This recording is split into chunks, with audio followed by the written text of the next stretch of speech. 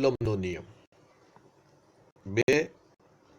બિંદુવત સ્થિર વિદ્યુત ભારો વચ્ચે પ્રવર્તતું વિદ્યુત બળ તે વિદ્યુત ભારોના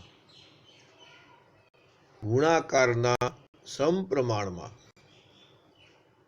અને તેમની વચ્ચેના અંતરના વર્ગના વ્યસ્ત પ્રમાણમાં હોય છે. 2 વિદ્યુત ભારોના મૂલ્યના ગુણાકારના સમપ્રમાણમાં અને તેમની વચ્ચેના અંતરના વ્યસ્ત પ્રમાણમાં હોય છે. F ચલે છે Q1 Q2 upon R square. આ ચલે છે નિશાની કાઢી નાખીએ એટલે આપણે અચળાંક મૂકવો પડે. એટલે F equal to K Q1 Q2 upon R square, જ્યાં K એ કુલમ્બનો અચળાંક છે.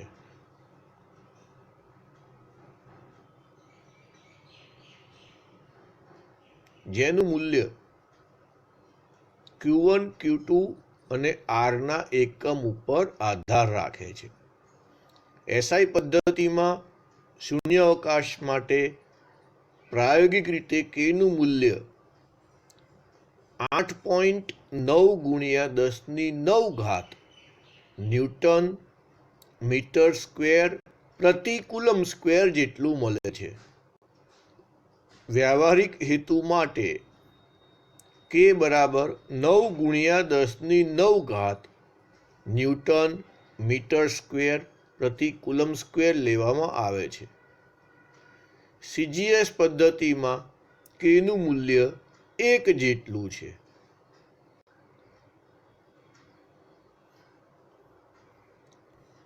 વિદ્યુતને લગતા ઘણા સૂત્રોને સરળ બનાવવા માટે SI પદ્ધતિમાં K ને બદલે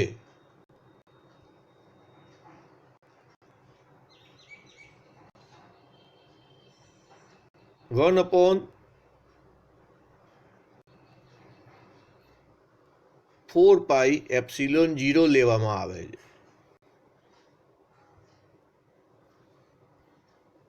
જ્યાં ε0 એ શૂન્યાવકાશની પરમિટિવિટી છે. પરમિટિવિટી એટલે પરાવૈદ્યુતાંક છે. અને આ સમીકરણ પરથી ε0 ઇક્વલ ટુ 1/4πk થાય. K ની કિંમત 8.9 ગુણ્યા 10⁹ આ સમીકરણમાં મૂકીએ તો ε0 બરાબર 8.854 ગુણ્યા 10⁻12 થાય. કુલમ ન્યૂટનની -1 મીટરની -2. આમ F બરાબર 1/4πε0 Q1 Q2 upon R square થાય. જો વિદ્યુત ભારો શૂન્યાવકાશને બદલે બીજા કોઈ અવાહક માધ્યમમાં R જેટલા અંતરે હોય, એટલે કે માધ્યમ બદલાઈ ગયું, શૂન્યાવકાશ નથી રહ્યું, તો સમીકરણમાં શૂન્યાવકાશની પરમિટિવિટી ε0 ના સ્થાને તે માધ્યમની પરમિટિવિટી એપ્સિલોન મૂકવી જોઈએ. તે માધ્યમમાં વિદ્યુતીય બળ Fm ઇઝ ઇક્વલ ટુ 1/4πε આવે. ε0 નહીં આવે. 1/4πε Q1 Q2 upon R square થાય. આમ બે વિદ્યુત ભારો લઈએ અને એની વચ્ચેનું કુલંબીય બળ તે વિદ્યુત ભારો કયા માધ્યમમાં આવેલા છે તેના પર પણ આધાર રાખે છે. હવે આપણી જોડે બળના બે સમીકરણ થયા. એક શૂન્યાવકાશમાં છે અને એક શૂન્યાવકાશને બદલે બીજું કોઈ માધ્યમ લીધું છે. શૂન્યાવકાશમાં બળને આપણે એફ કીધું છે, બીજા કોઈ માધ્યમમાં બળને આપણે એફએમ કીધું છે. તો આ બંનેનો ગુણોત્તર લઈએ તો એફ અપોન એફએમ બરાબર એપ્સિલોન અપોન એપ્સિલોન 0 થાય. એપ્સિલોન અપોન એપ્સિલોન 0 ને એપ્સિલોન આર સાપેક્ષ પરમિટિવિટી કહેવાય અને એને આપણે કે પણ કહીશું. આમ એફએમ બરાબર એફ અપોન કે થાય.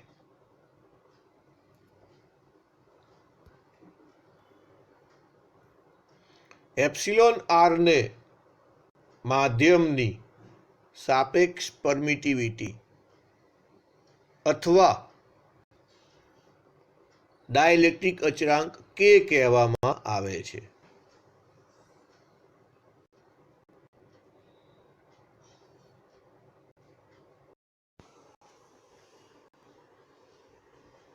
હવે કુલમ્બનો નિયમ સદિશ સ્વરૂપે લઈએ. કુલમ્બનો નિયમ સદિશ સ્વરૂપે. તો આકૃતિ એમાં બે વિદ્યુત ભારો લીધા છે, પણ આ બંને વિદ્યુત ભારો સજાતીય વિદ્યુત ભારો છે. આ બંને વિદ્યુત ભારો સજાતીય વિદ્યુત ભારો છે. એટલે Q1 અને Q2 વચ્ચે અપાકર્ષણ થાય છે. Q1 ને કારણે Q2 પર બળ લાગતું હોય તો એને F21 કહેવાય. જેના પર બળ લાગતું હોય એ અંક પહેલા આવે. Q2 પર Q1 ને કારણે લાગતું બળ એને F21 કહેવાય અને Q1 પર Q2 ને કારણે લાગતું બળ હોય તો એને F12 કહેવાય. આકૃતિ બીની અંદર વિરુદ્ધ પ્રકારના વિદ્યુત ભારો એટલે કે વિજાતીય વિદ્યુત ભારો લીધા છે. એટલે બંનેની વચ્ચે આકર્ષણ દર્શાવ્યું છે. એટલે એમાં Q1 પર Q2 ને કારણે લાગતું બળ એટલે F12 કીધું છે અને Q2 પર Q1 ને કારણે લાગતું બળ એને F21 કીધું છે.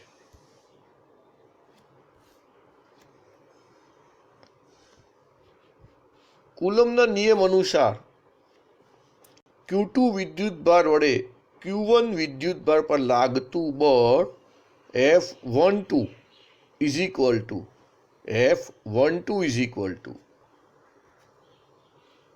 કે Q1 Q2 અપોન R12 નો સ્ક્વેર ઇન્ટુ R12 કેરેટ. આ કેરેટ બહુ મહત્વનું છે. એટલે આખું સમીકરણ આવું થયું. F12 ઇક્વલ ટુ કે Q1 Q2 છેદમાં R12 નો સ્ક્વેર ઇન્ટુ R12 કેરેટ. એકમ સદિશ હંમેશા આપણને દિશા દર્શાવે. બળ કઈ દિશામાં હશે તે દર્શાવે. હવે R12 એટલે શું? R12 કેરેટ એટલે કોઈ પણ સદિશને તેના મૂલ્ય વડે ભાગવામાં આવે તો તે દિશાનો એકમ સદિશ મળે. કોઈ પણ સદિશને તેના મૂલ્ય વડે ભાગવામાં આવે તો તે દિશાનો એકમ સદિશ મળે. R12 એટલે R1 માઇનસ R2, સદિશ R1 માઇનસ સદિશ R2. અને મૂલ્યની વાત કરીએ તો R12 ઇક્વલ ટુ માનાંકમાં R1 સદિશ માઇનસ R2 સદિશ. ઉપર જે સદિશ છે આ સદિશ છે અને આ તેનું મૂલ્ય છે. તો હવે R12 કેરેટ એટલે કોઈ પણ સદિશને તેના મૂલ્ય વડે ભાગવાનું છે. એટલે R1 માઇનસ R2 સદિશ R1 માઇનસ સદિશ R2 છેદમાં R1 માઇનસ R2 થાય. R12 કેરેટ એટલે સદિશ R1 માઇનસ સદિશ R2 છેદમાં માનાંકમાં R1 માઇનસ R2 થાય. એટલે હવે F12 સદિશ એટલે K1 Q1 Q2 છેદમાં R1 માઇનસ R2 સદિશ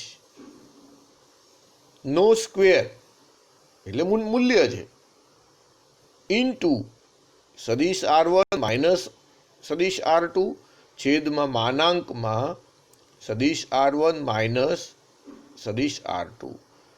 તો હવે જુઓ, છેદની અંદર માનાંકમાં R1 સદિશ માઇનસ R2 સદિશનો સ્ક્વેર છે અને ગુણાકારમાં સદિશ R1 માઇનસ R2 માનાંકમાં જ છે, એટલે એનો ઘન થઈ જશે. હવે એટલે F12 સદિશ ઇક્વલ ટુ કે Q1 Q2 છેદમાં માનાંકમાં R1 માઇનસ R2 નો ઘન ઇન્ટુ સદિશ R1 માઇનસ સદિશ R2, અને આપણે સમીકરણ નંબર 1 કહીએ.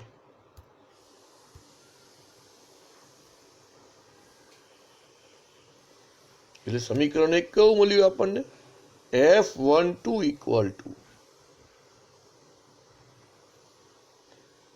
કે Q1 Q2 છેદમાં માનાંકમાં સદિશ R1 માઇનસ સદિશ R2 માનાંક પૂરો એનો ઘન ગુણ્યા સદિશ R1 માઇનસ સદિશ R2.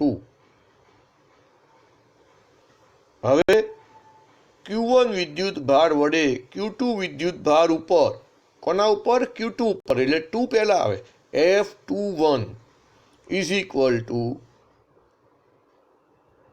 કે Q1 Q2 છેદમાં R2 માઇનસ R1 નો ઘન into R2 minus R1.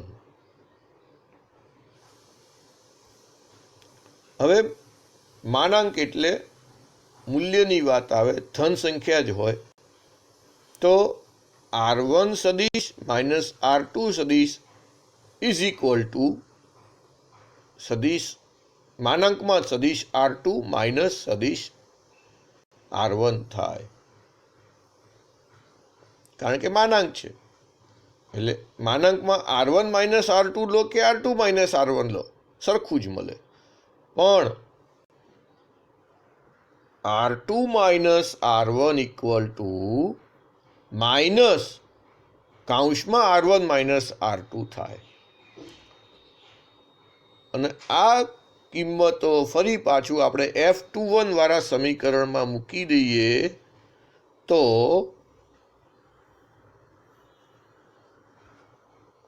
F21 સદિશ F21 equal to R2 minus R1 જે હતું એની જગ્યાએ મારે મૂકવાનું આવ્યું માઇનસ કાઉન્સમાં R1 સદિશ માઇનસ R2 સદિશ, અને એટલા માટે મેં માઇનસ નિશાની પહેલાં મૂક્યા. અને પછી R1 માઇનસ R2 લખ્યા છે. કોની જગ્યાએ? R2 માઇનસ R1 ની જગ્યાએ. R2 માઇનસ R1 ની જગ્યાએ આ ચેન્જ કર્યો અને માટે આ માઇનસ નિશાની આવી ગઈ. તો F21 ઇક્વલ ટુ માઇનસ કે Q1 Q2 કાઉન્સમાં સદિશ R1 માઇનસ સદિશ R2 અને છેદમાં R2 માઇનસ R1 લખો કે R1 માઇનસ R2 લખો, કોઈ ફેર પડતો નથી. એટલે હવે સદિશ F21 ઇક્વલ ટુ માઇનસ કે Q1 Q2 છેદમાં સદિશ R1 માઇનસ સદિશ R2 માનાંકમાં એનો ઘન ઇન્ટુ સદિશ R1 માઇનસ સદિશ R2. એટલે આટલો ભાગ જે થયો એ સમીકરણ 1 જેવો થયો, એટલે કે એટલો ભાગ F12 કહેવાય, સદિશ F12 કહેવાય. અને એટલા માટે એની જગ્યાએ આપણે F12 મૂકી દઈએ તો F21 ઇક્વલ ટુ સદિશ F21 ઇક્વલ ટુ માઇનસ સદિશ F12 થાય, જે પરીક્ષામાં સાબિત કરવાનું પૂછાય છે કે સાબિત કરો કે F21 સદિશ F21 ઇક્વલ ટુ માઇનસ સદિશ F12, એટલે કે બે વિદ્યુત ભારો હોય, સજાતીય હોય કે વિજાતીય હોય, બંને ઉપર લાગતા બળો સમાન હોય પરંતુ એકબીજાની વિરુદ્ધ દિશામાં હોય છે એવું સાબિત કરવાનું પૂછાય।